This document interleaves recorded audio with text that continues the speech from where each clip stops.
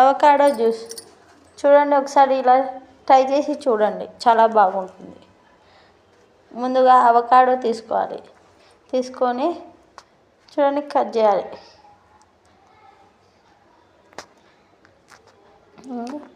Cut చేసి అందులో గింజని తీసేయాలి.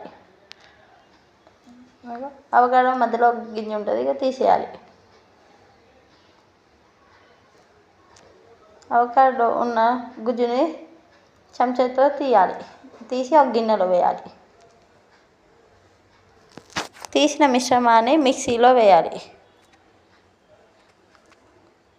అందులో పాలు, ఖర్జూరం,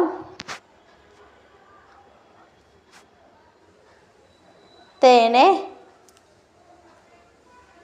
వేసి మిక్సీ కొట్టాలి. చూడండి, అవకాడో జ్యూస్ రెడీ.